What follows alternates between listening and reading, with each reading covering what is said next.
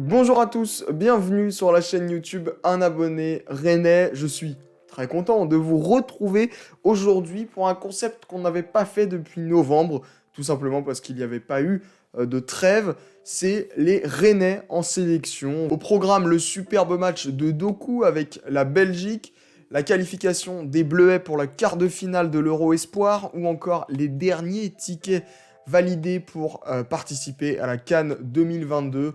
On parle de tout ça ensemble et on retrace le parcours de ces Rennais pendant la trêve.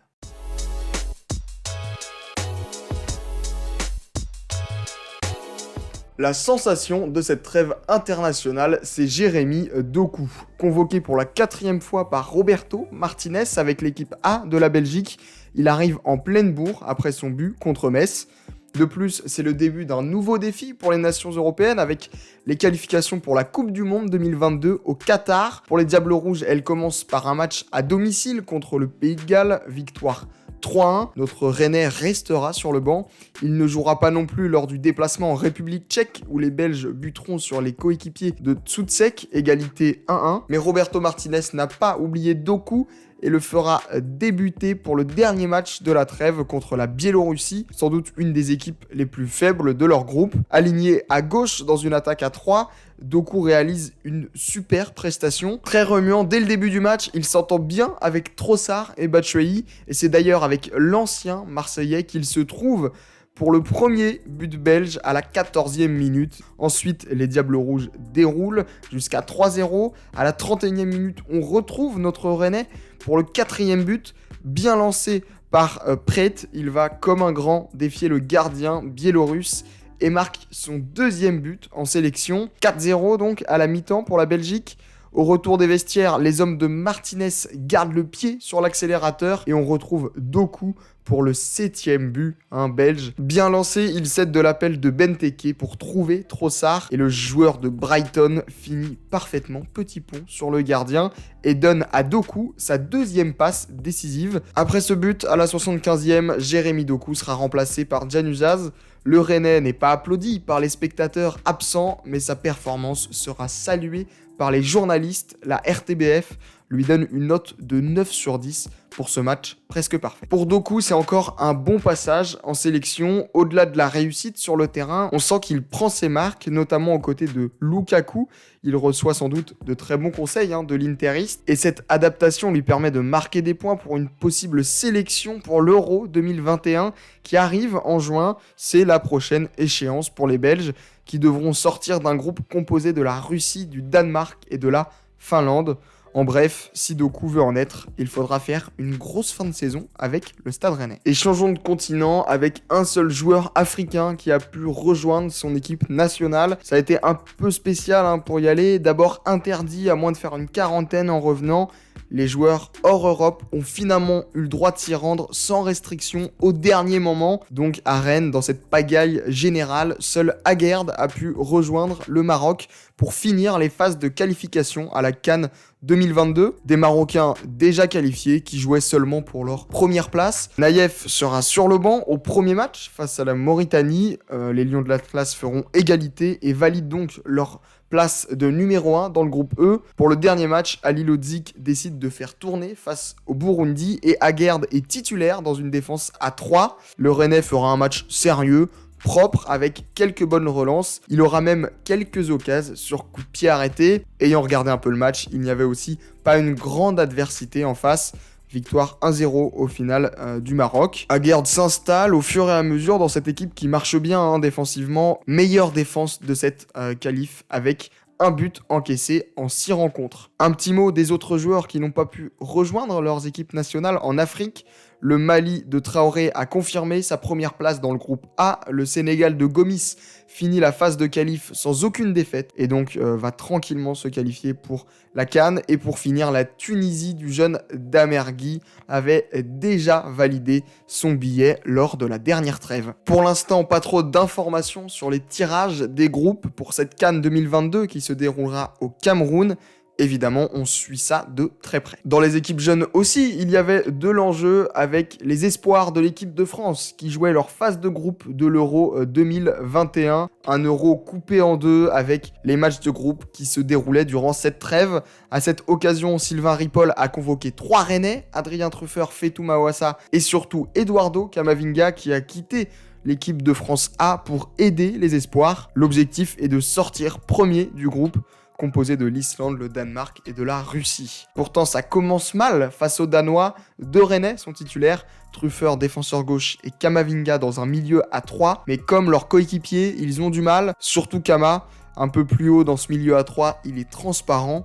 Il sera remplacé à la 77e. Pour Truffert, c'est insuffisant, même si on sent de l'envie et une bonne complicité avec Gouiri. Sans idée, surtout offensivement, les Bleus finiront par se faire surprendre. Victoire 1-0 des Danois. Obligés de gagner dans le match suivant, les Bleus affronteront la Russie. Truffert est le seul Rennais titulaire et sera un des artisans de la victoire 2-0 des Français. Avec 79 ballons joués, c'est celui qui en touchera le plus dans le match. Offensivement, il est aussi au rendez-vous en proposant 3 centres et en entretenant toujours cette complicité avec Gouiri. Il sera finalement remplacé à la 77e par Mawassa. Fetou a fait une plutôt bonne entrée. Camavinga aussi fera son apparition sur la pelouse à la 70e. Pas grand chose à signaler pour le Rennais. Le dernier match face à l'Islande était important. Les Français devaient s'imposer tout en comptant sur les Danois pour gagner face aux Russes. Mawassa est titulaire à la place de Truffert, laissé au repos, tout comme Camavinga qui commence sur le banc. Les Bleuets se mettent rapidement à l'abri et break à la 38e minute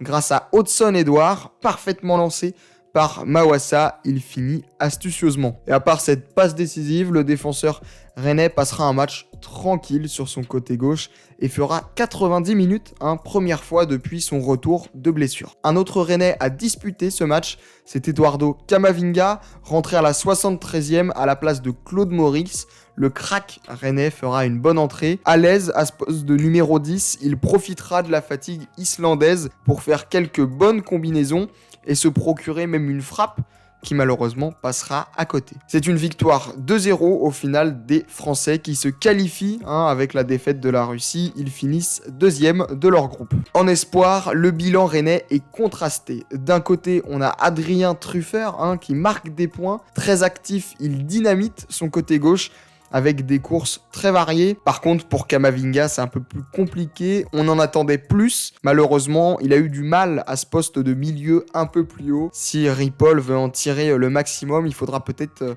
qu'il le change dans cette animation. Et pour finir, Mawassa, en retour de blessure, a pu jouer quelques minutes et notamment un match complet. Mais maintenant, il devra faire avec Truffert qui le concurrence même en sélection. Pour finir avec les espoirs, on les retrouvera fin mai pour le quart de finale de l'Euro.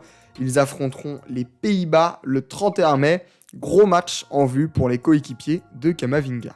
D'autres Rennais ont rejoint les équipes de France jeunes, notamment en U18 avec Andy Diouf, Mathis Sabline et Loum Tchaouna qui ont été convoqués à Ploufragan pour un stage qui devait commencer par un match contre la réserve du Stade Rennais. Match malheureusement annulé pour cause de Covid. Et après une semaine de travail, les jeunes Français finiront quand même par affronter le SM Caen, pensionnaire de Ligue 2. Landry Chauvin fait démarrer un Rennais, c'est Andy Diouf au milieu de terrain. Je vais pas vous mentir, j'ai eu peu d'infos sur ce match, mais Diouf était visiblement content d'être là. Il sortira à la mi-temps. Les deux équipes se sépareront sur un match nul, un but partout. Jean-Claude Giuntini a aussi convoqué ses U17 pour un stage à Clairefontaine. 4 Rennais ont été appelés, Yann Batola, Leslie Ugochukwu, Wilson Samake et Matistel. Après une semaine d'entraînement, les Bleuets ont fini par 2 matchs en un week-end face aux équipes jeunes d'Orléans. Le premier contre les U19, plusieurs Rennais seront titulaires. Ugochukwu au milieu, Samake en défense et Tel en attaque. Malheureusement, c'est une défaite 2-1, mais avec un but de Mathis Tel. Le 2005 ouvrira le score en première période. Le lendemain, ils affrontent les U17 d'Orléans. Aucun Rennais sur la pelouse, mais une victoire large, 7-0 pour les Bleuets. Voilà pour les joueurs rennais convoqués, et on va terminer par une petite pensée pour Jordan Sibacheux, l'attaquant prêté au Young Boys Bern, a été convoqué pour la première fois avec les États-Unis. Il a honoré 2 sélections sans marquer, mais ça ne saurait tarder pour le céréal buteur du canton de Berne. Voilà, c'est fini pour cette vidéo. J'espère qu'elle vous a plu. N'hésitez pas à mettre en commentaire si vous avez regardé le match de nos Rennais et ce que vous en avez pensé. Évidemment aussi, si vous avez des petites critiques par rapport à ce format, peut-être un peu plus court. Bref, n'hésitez pas, l'espace commentaire est pour vous. Quant à nous, on se retrouve ce week-end, dès dimanche, pour le match face à Reims et le débrief que je ferai après. Bonne journée à tous et à très vite sur la chaîne YouTube, un abonné rennais.